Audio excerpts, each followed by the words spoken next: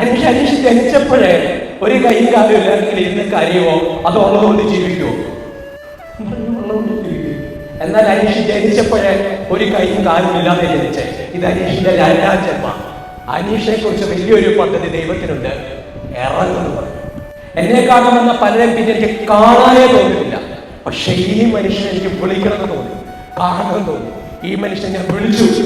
സ്വപ്നങ്ങളെല്ലാം നശിച്ചു പോയ എന്റെ ജീവിതത്തിൽ വീണ്ടും സ്വപ്നങ്ങൾ വാരിയിട്ടിട്ട് ആ മനുഷ്യൻ ഇറങ്ങിപ്പോയത്. അവിടെ നിന്നാണ് എന്റെ ജീവിതം ഞാൻ എല്ലാം തിരിച്ചു പിടിക്കുന്നത്.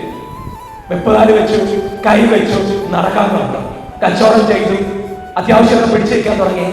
ആൾക്കാർ എന്തെങ്കിലും സാധനം മേടിച്ചാലും മേടിച്ചില്ലെങ്കിലും ശരി, എന്റെ വാക്കുകൾ കൊണ്ട് പലർക്കും പ്രചോദനം ഉണ്ടാകുന്നതാണ് ഞാൻ തിരിച്ചറിഞ്ഞത്.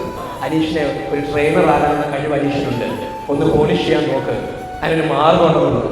ആ യാത്ര ചെന്ന് അവസാനിച്ചത് ഡോക്ടർ മാത്യു കണബല എന്ന് പറഞ്ഞൊരു അധ്യാപകന്റെ മുന്നിലാണ്.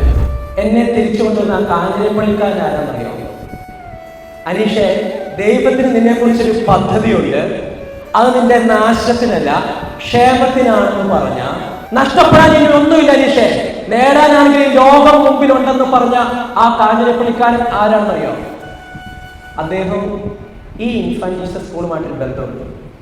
അദ്ദേഹം ഇവിടുത്തെ ഒരു പേരന്റ്, 3Dയിലെ ജോസഫൈൻ സെബാസ്റ്റ്യന്റെ അച്ഛൻ സെബാസ്റ്റ്യൻ ജോർജ്. സെബാസ്റ്റ്യൻ സാറ് ഒന്ന് സ്റ്റേജിൽ വരാമോ? സ്റ്റേജിൽ വിളിക്കണ്ടേ? ആദ്യം വിളിക്കണ്ടേ?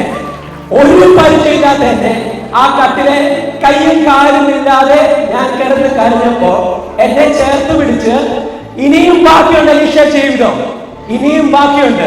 അനീഷിനെ കുറിച്ച് ദൈവത്തിന് ഈ ലോകത്തിന് വേണ്ടി ഒരു പദ്ധതി ഉണ്ടെന്ന് പറഞ്ഞ ആ ദൈവദൂതൻ, എന്നിലേക്ക് ദൈവം അയച്ച ദൈവദൂതൻ സെബാസ്റ്റ്യൻ സാറാണ്. ദേ കണ്ടോളൂ.